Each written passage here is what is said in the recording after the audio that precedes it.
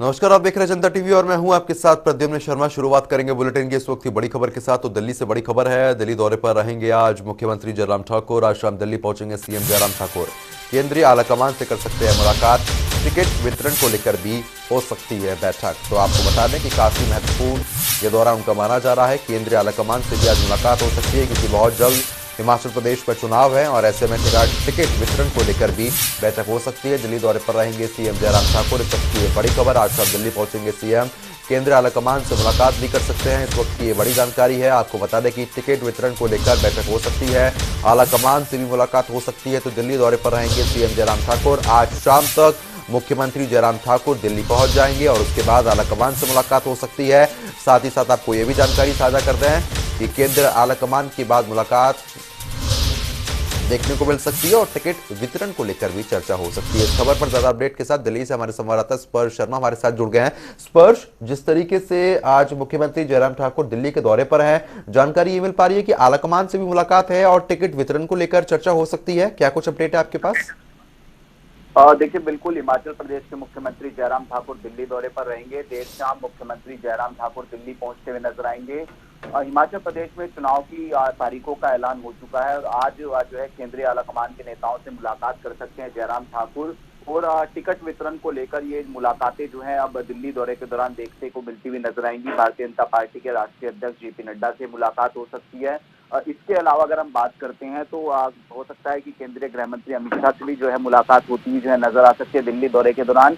ऐसे में 25 तारीख जो है टिकट जो है जो नामांकन है उसकी आखिरी तारीख है। तो ऐसे में अब तमाम पार्टियां अपने अपने तरीके से जो टिकट वितरण है उसकी जो स्ट्रैटेजी है वो अपनाती हुई नजर आ रही है। और जैसे ही चुनाव घोषित हुए थे उसके बाद ये मुख्यमंत्री का पहला दिल्ली दौरा और ये दिल्ली दौरा टिकट वितरण के लिहाज से काफी महत्वपूर्ण माना जा रहा है। काफी महत्वपूर्ण ये उनका दौरा माना जा रहा है स्पर्श, लेकिन ऐसे में और किस किस केंद्रीय मंत्री से मुलाकात हो सकती है, कोई जानकारी मिल पा रही है क्या? देखिए, अब अगर हम बात करते हैं रितेश, जो आचार संहिता चूंकि लग चुकी है, केंद्रीय मंत्रियों से मुलाकात जो है मुश्किल है, लेकिन पार्टी आलाकमान के नेताओं से जो मुलाकात है वो आज जयराम ठाकुर है वो सीधे तौर पर जो है करते हुए नजर आ सकते हैं। जयराम ठाकुर के साथ साथ अगर बैठकें होती हैं तो कौन कौन नेता जो है इस बैठकों में देखने को मिलते हुए नजर आएंगे, जिसमें प्रदेश अध्यक्ष की बात करें तो वो आज जो है देखने को मिलते हुए नजर आ सकते हैं। और जिस तरीके से कांग्रेस अपने टिकट वितरण को लेकर तमाम जो तैयारी है वो कर चुकी है, स्क्रीनिंग कमेटी की बैठक की बात की जाए या फिर जो केंद्रीय चुनाव समिति की बैठक है उसकी बात की जाए, तो ऐसे में बीजेपी की स्ट्रैटेजी के तहत जो है अपनी टिकट वितरण करती हुई नजर आ सकती है। क्या जो आज तरीके वो अपनाए जा सकते हैं, जातिगत समीकरण की बात करें, क्षेत्रीय समीकरण की बात करें, और जिस तरीके से कहा जा रहा है कि इस बार डबल इंजन की सरकार का सीधे तौर पर फायदा जो है बीजेपी को होता हुआ नजर आएगा, तो उसमें किस तरीके से टिकट वितरण हो ये काफी महत्वपूर्ण रहने वाला है। चलिए ठीक है, बहुत बहुत शुक्रिया तमाम जानकारी हमारे साथ साझा करने के लिए। तो बता दें कि आज शाम दिल्ली पहुंचेंगे सीएम जयराम ठाकुर। इस वक्त की ये बड़ी खबर है। केंद्रीय आलाकमान से भी मुलाकात कर सकते हैं और टिकट वितरण को लेकर बैठक होगी।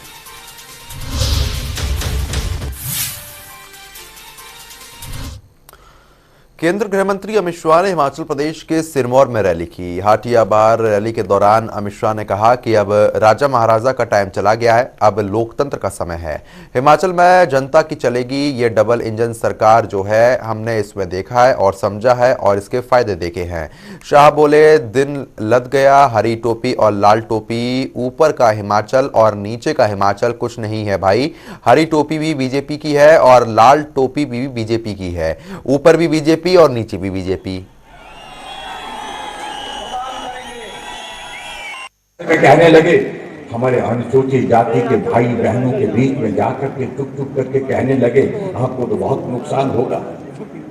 हमने इसका प्रावधान पहले ही किया है, किसी अनुसूचित जाति के भाई का हक नहीं छीना जाएगा।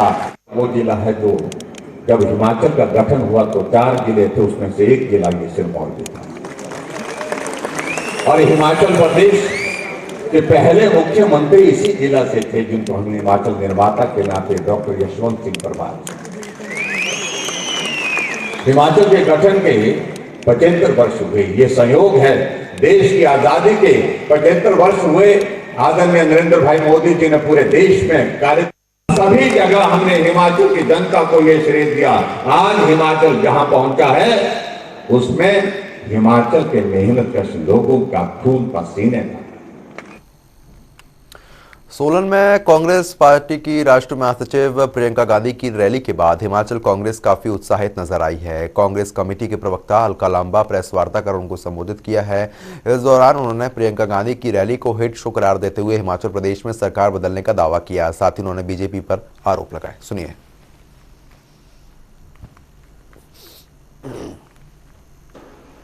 भारतीय राष्ट्रीय कांग्रेस चुनाव आयोग को भरोसा दिला रही है कि कांग्रेस आदर्श चुनाव आचार संहिता का पूरी तरह से हर नियम और कानून का पालन करेगी, पूरा सहयोग रहेगा। इसके साथ हम ये भी उम्मीद करते हैं कि जो सत्ताधारी बीजेपी केंद्र में है वो अभी भी बीच चुनावों में सरकारी मशीनरी का दुरुपयोग कर सकती है। ये हमारी एक चिंता है, क्योंकि चुनावों में हमने देखा है बीच चुनाव में केंद्र सरकार सरकारी संस्थाओं का, खासतौर से सीबीआई, ईडी, सरकारी मशीनरी का दुरुपयोग करके चुनाव जो एक निष्पक्ष चुनाव होना चाहिए उसके बीच में अड़े आती है। 12 नवंबर को 68 की 68 सीटों पर एक ही चरण में वोट होगा। रिजल्ट 8 दिसंबर को। लग रहा था कि जब 8 दिसंबर को रिजल्ट घोषणा की बात आती है, 25 दिन का बीच में लगभग जो है वो समय रखा गया है कि वोट होने के बाद 25 दिन बाद गिनती होगी।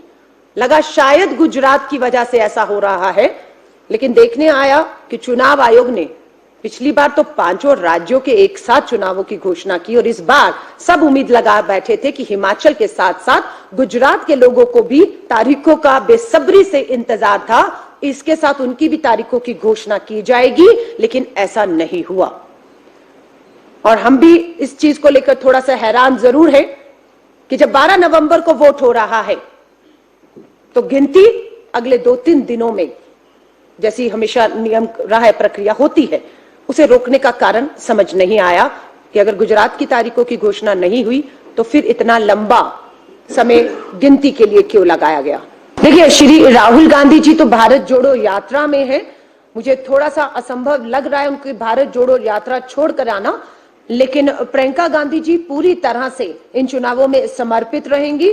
शेड्यूल की जहां तक बात है, मान लीजिए चंबा में करना है, कांगड़ा, मंडी में करना है, तो वहां के जो हमारे उम्मीदवार और हमारे विधायक हैं उनसे चर्चा की जा रही है कि उन सबको कौन सी तारीख जो है वो सूट करती है। वही तारीखें श्रीमती प्रियंका गांधी वाड्रा जी को दी जाएंगी और जिस तरीके से दोनों में समन्वय बनाते हुए तारीखें फाइनल होंगी, हम मीडिया के साथ उनके कार्यक्रमों को जो है पूरी तरह से शेयर करेंगे। हिमाचल के धर्मशाला में कांग्रेस को छोड़ बीजेपी में शामिल हुए हर्ष महाजन ने आगामी विधानसभा चुनाव को लेकर बड़ा ऐलान किया। उन्होंने चुनाव नहीं लड़ने का फैसला किया है। मीडिया से रूबरू होते हुए उन्होंने कहा कि वो 2007 से ही सक्रिय राजनीति छोड़ चुके हैं। वे तो बीजेपी संगठन में कार्य करने आए थे। साथ ही उन्होंने कहा कि राजा वीरभद्र सिंह की मौत के बाद कांग्रेस में भयंकर लड़ाई शुरू हुई है, जिसमें एक दूसरे के खिलाफ षड्यंत्र शुरू हो गए हैं। हर्ष महाजन ने कहा कि सिफारिशों के आधार पर 500 लोगों की कार्यकारिणी तैयार कर दी गई।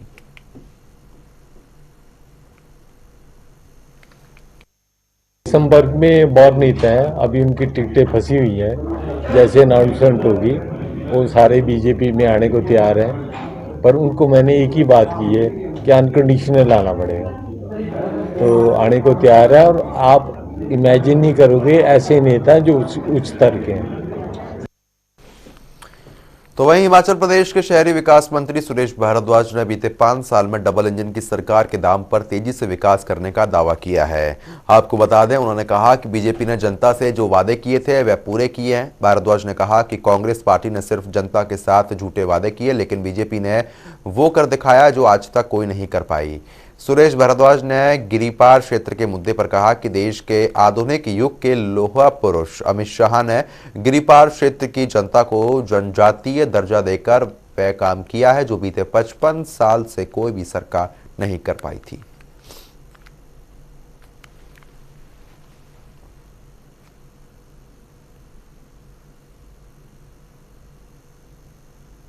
हर गरीब को घर चाहे वो शहरी क्षेत्र है चाहे ग्रामीण क्षेत्र है, वो दिए जा रहे हैं। और साथ ही साथ एक नारा जो स्वच्छता के लिए 31 अक्टूबर 2014 को नरेंद्र मोदी जी ने लगाया था, जिसका उस समय मजाक उड़ाया जाता था, लेकिन आज 11 करोड़ से अधिक टॉयलेट्स बने हैं। हिमाचल प्रदेश जैसा प्रदेश जो है वो ओपन डिफॉल्केशन की स्थिति में जो है वो पूर्ण रूप से जो है वो उसके ओएसपी के अंतर्गत आता है। हिमाचल विधानसभा का बिगुल बज चुका है। इसके साथ ही राजनीतिक पार्टियों ने भी चुनावी दांवपेच लगाना शुरू कर दिया है। लिहाजा आम आदमी पार्टी ने हिमाचल प्रदेश प्रभारी के नाम का ऐलान कर दिया। आम आदमी पार्टी ने हरजोत सिंह बैंस को हिमाचल प्रदेश का प्रभारी बनाया है। हरजोत सिंह बैंस पंजाब में आम आदमी पार्टी सरकार में शिक्षा मंत्री रहे हैं। इसके बाद हरजोत सिंह बैंस ने कहा कि हमेशा मुझ पर भरोसा करने के लिए धन्यवाद, मैं हमेशा अपना सर्वश्रेष्ठ दूंगा। हरजोत सिंह बैंस ने कहा कि मेरा जीवन का एकमात्र उद्देश्य भारत को दुनिया में नंबर 1 देश बनाने के आपके सपने को पूरा करना है। इसके लिए अपना सब कुछ देने के लिए तैयार हूं। तो जहां एक और मैं नए प्रभारी हरजोत बैंस जी का हिमाचल प्रदेश के लिए जनता और पार्टी के कार्यकर्ता और पदाधिकारियों की ओर से स्वागत करना चाहता हूं, वहीं दूसरी ओर हमारे नेशनल कन्वीनर श्री अरविंद केजरीवाल जी का भी तहे दिल से आभार व्यक्त करना चाहता हूं कि उन्होंने एक ऐसे युवा साथी को हिमाचल प्रदेश की बागडोर संभाली है जिनके पास एक लंबा अनुभव है और जो एट प्रेजेंट जम्मू कश्मीर के इलेक्शन इंचार्ज भी है और पंजाब में शिक्षा मंत्री भी है। तो ऐसे अनुभवी आदमी से हिमाचल प्रदेश की जो चुनावी गति है वो रफ्तार आम आदमी पार्टी की बहुत तेज होगी और यहाँ आने वाले दिनों में आम आदमी पार्टी एक प्रचंड बहुमत की सरकार बनाएगी।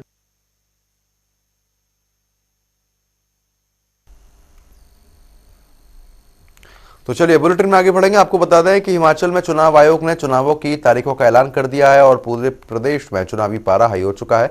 पिछले 5 सालों के जयराम सरकार के काम से जनता कितनी संतुष्ट है, जनता की नब्ज टटोलने के लिए हमारे संवाददाता ने ग्राउंड पर उतरे हैं और धर्मशाला की जनता कितनी संतुष्ट है जयराम सरकार के 5 साल के काम को लेकर इस रिपोर्ट में आपको दिखाते हैं। इसमें पिछले 2-4 दिनों से तेज बारिश हो रही थी। इसी कड़ी में जिला कांगड़ा में भी जो है पिछले 2-4 दिनों से तेज बारिश के साथ जो है तेज हवाएं भी चल रही थी। वहीं इसमें राहत की बात यह है कि आज जो जिला कांगड़ा में है वो चटक धूप खिली हुई है। हालांकि आसमान में जो है कहीं ना कहीं हल्के से काले बादल ज़रूर हैं, लेकिन अभी जो मौसम है वो साफ बना हुआ है। वहीं अगर बात नदी नालों की जाए तो जिला कांगड़ा के उपायुक्त डॉक्टर निपुण जिंदल द्वारा जो है कल एडवाइजरी जारी की गई थी कि सभी लोग जो है नदी नालों से दूरी बनाए रखें, क्योंकि अचानक से जब पहाड़ों पर बारिश होती है तो नदी नालों का उफान जो है वो एकदम से बढ़ जाता है और इस कारण जो लोग होते हैं उनकी जान भी कहीं ना कहीं जो आफत में आ जाती है। वहीं अगर बात नेशनल हाईवे की जाए तो धर्मशाला से कुल्लू मनाली की ओर जाने वाला जो नेशनल हाईवे है वो भी अभी तरह पूरी रूप से वाहनों के लिए सुचारू रूप से चला हुआ है। और इसके साथ ही अगर बात दिल्ली और चंडीगढ़ नेशनल हाईवे की जाए तो उस पर भी जो है वो गाड़ियाँ जो हैं वो अभी सुचारू रूप से चली हुई हैं। कुल मिलाकर जो है दोनों हाईवे जो हैं वो इस वक्त पूरी तरह से जो वाहनों के लिए सुचारू रूप से चले हुए हैं। जनता टीवी के लिए मैं सौरभ अटवाल, धर्मशाला।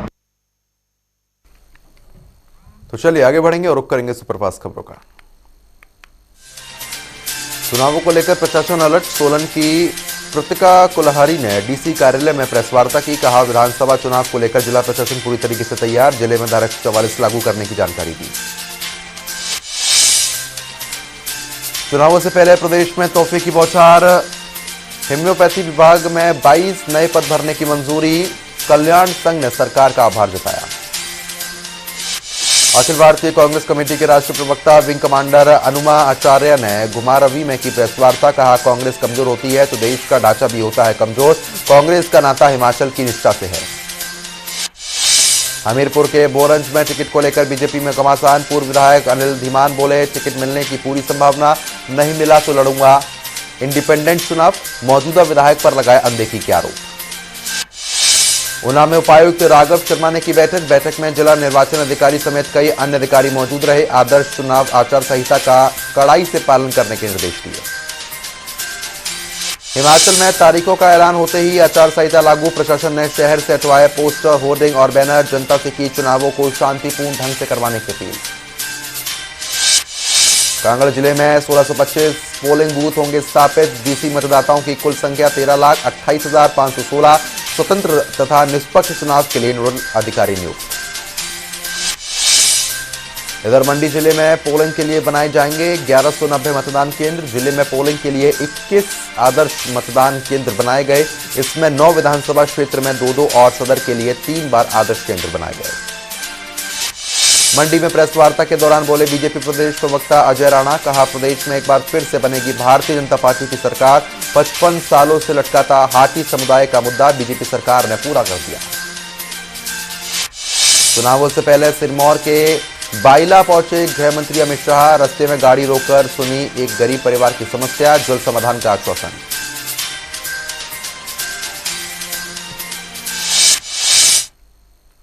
तो एक छोटे से ब्रेक के लिए रुक रहे हैं, फौरन हाजिर होते हैं।